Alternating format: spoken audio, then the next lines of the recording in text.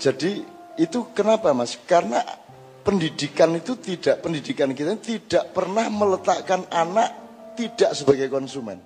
Selalu diperlakukan sebagai konsumen. Dia tidak pernah dididik dan dicontohin untuk menjadi subjek dari segala sesuatu. Ngerti ya? Jadi akhirnya dia tergantung, ya dia konsumen. Nek ono barang gemerlap dia seneng, nek museum kok mengkono ora seneng. Karena dia objek.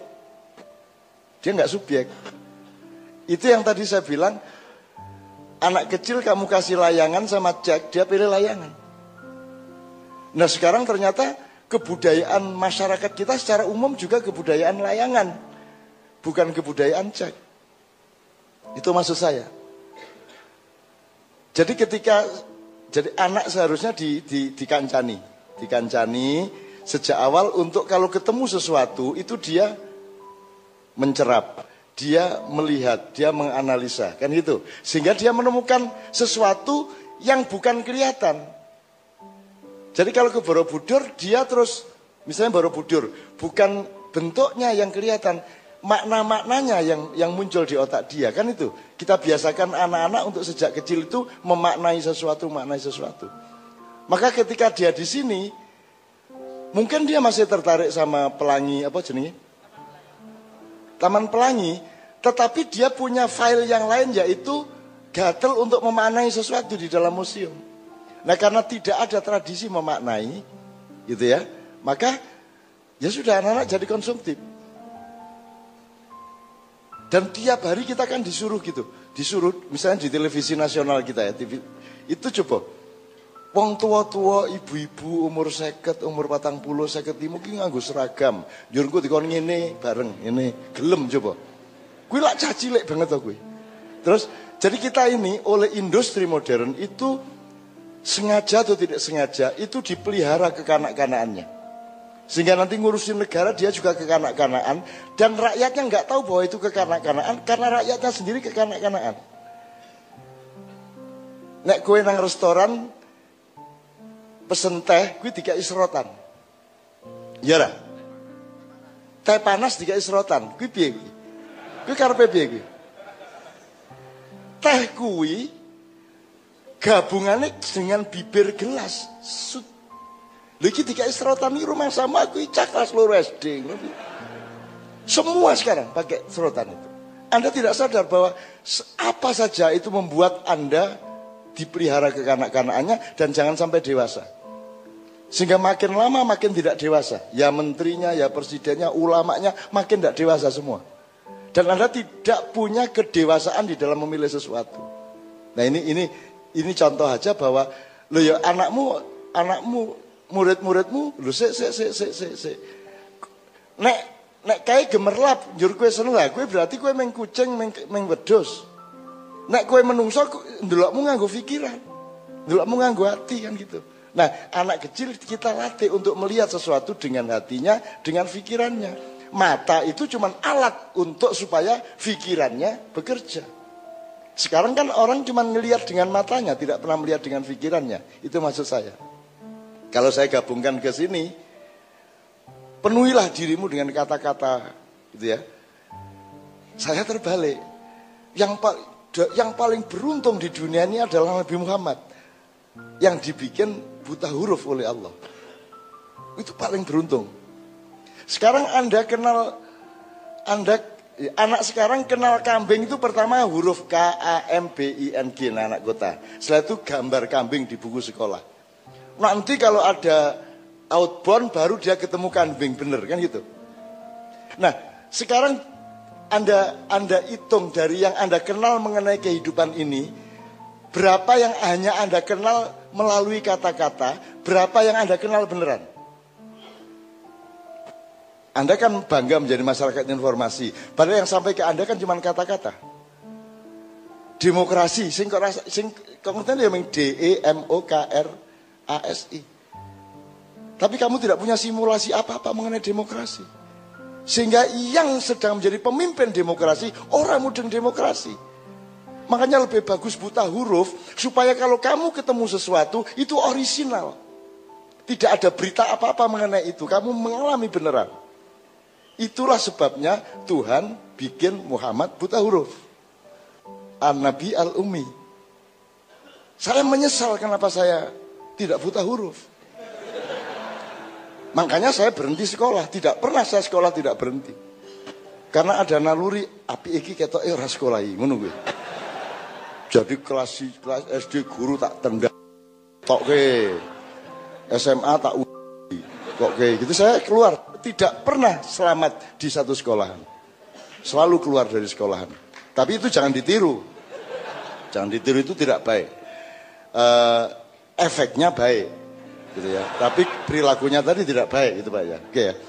Jadi Mas, saya kira penting kata-kata. Tetapi kalau bisa Anda menganalisis sesuatu jangan lewat kata-kata. Benar nggak? Anda bisa. Anda ngasih tahu orang sedep. Ono wong Amerika teko rene kandhane sedep iki iso gue menjelaskan sedep ke orang Amerika. Bisa nggak? Loh, sedap dah apa? Wis ngene sing paling gampang. Pesing. Lengur, ya, lengur. Bagaimana Anda bisa menjelaskan kepada orang Thailand kayak orang lengur? Nggak bisa Anda menjelaskan. Tapi Anda ngerti lengur kan?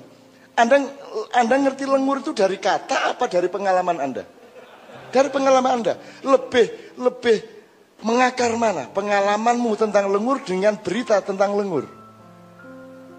Itu yang saya maksud. Ini bisa panjang lebar kita simulasi. Tapi intinya kita tuh tidak kenal Allah, kita cuma kenal Allah. Kita tuh tidak kenal Muhammad, cuma Muhammad. Karena buktinya Anda tidak bisa kok ngasih tahu orang yang tidak bisa merasakan manis, iki legi. Daerah ngerti piye legi iki piye. Orang Amerika tuh tidak bisa membedakan panas sama pedes. Semua hot. Ya ini contohnya Mas. Jadi kata sangat penting, tapi jangan lupa kata juga sangat merugikan Anda dalam konteks Anda tidak bisa sampai kepada akar fakta dari sesuatu hal. Itu loh. Coba Anda lihat. Makanya Anda jadi masyarakat informasi hati-hati. Anda pikir Anda sudah tahu segala sesuatu gara-gara Anda browsing. Itu bukan pengetahuan, Anda jadi korban informasi. Kalau Anda mau jadi masyarakat informasi, Anda jadi sumber informasi. Anda upload sebanyak-banyaknya sakarepmu ning rasah membuka internet. Kowe mung upload tok. Wocon kowe nesu-nesu ora tak waca. Itu baru Anda jadi subjek informasi. Dan itu saya lakukan sama Kiai Kanjeng. Upload terus. Dan tidak pernah buka internet. Ono sing nesu, wah ono MH kafir, MH karo aku. Jari-jari ini tapi saya tidak peduli. Pokoknya upload kebaikan terus dan saya tidak peduli. Saya tidak mau jadi korban. Saya tidak baca koran, saya tidak nonton TV. Di rumah saya tidak ada koran. TV saya TV Gigs. Fox Sport 1, Fox Sport 2. Fight Sport. Itu tak sing tak tonton. Nek ora kickboxing, Muay Thai, MMA. Kuwi tok sing tak tonton kuwi tok. WWE mo. Nek WWE ora. Nek Smackdown ora. Ning pokoke sing nek getin tenan, cuklek tenan, tiba-tiba tenan, cetha. Ya toh, tidak pakai Mahkamah Konstitusi nek menang. Nah, kan gitu kan? Di luar itu bisa dimanipulasi. Wong Mahkamah Konstitusi udah ndak ngerti bedanya hukum sama konstitusi kok. Wah gini tak dawakno iki bubar Indonesia. Ini biasa saya ngomong ngawur gini supaya sininya hidup Pak. Daripada merasa tahu bahwa mereka miskin kan kasihan. Dengan mereka mikir terus ndak terasa bahwa mereka itu miskin. Bahwa hidupnya ndak sukses itu ndak terasa. Karena mereka asik. Saya tidak mengatakan Anda tadi salah, enggak. Cuman kalau dilihat dari sudut tadi itu benar, cuman kalau dilihat dari sudut yang sebaliknya, itu lebih baik buta huruf. Ada seorang profesor dari IPB, Pak. bikin kunjungan ke daerah perkebunan. Terus setelah keliling kebun dia panggil Pak Lurah sama di sini. Seharusnya ini nanamnya minimum 5 meter. Sebab nangka itu sifatnya begini, akarnya begini, tanah itu begini, gini. Seharusnya nanamnya jangan terlalu rengket, 5 meter kalau nangka. Wah, dia cerita panjang lebar si profesor tentang nangka. Pak Lurah, nggih, ya. Nanti begitu sampai di kantor kelurahan baru Pak itu tadi cempedak.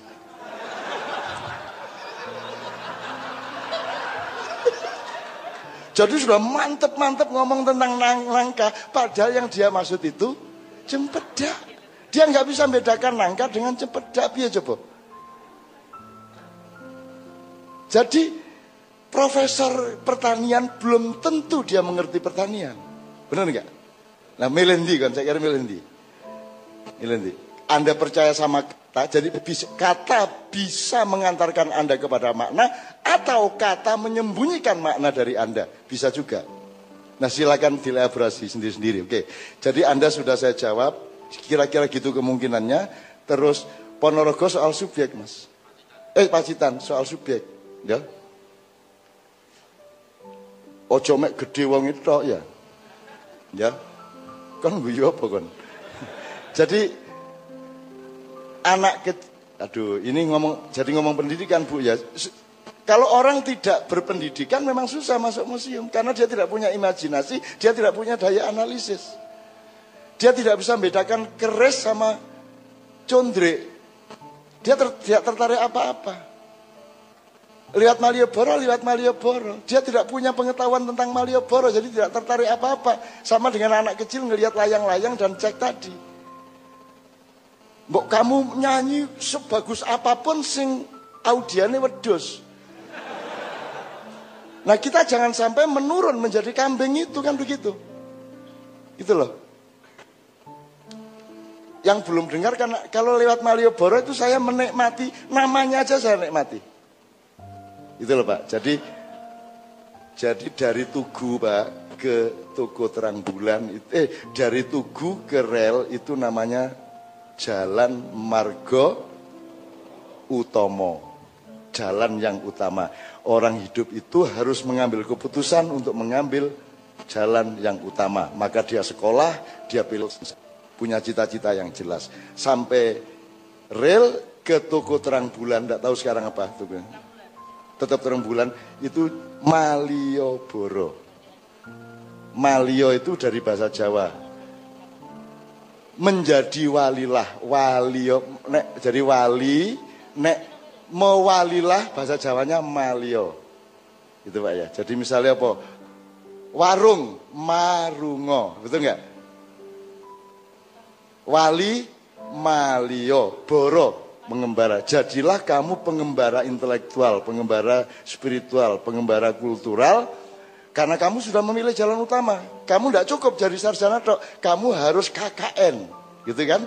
Kamu harus eksplorasi, kamu harus simulasi sosial.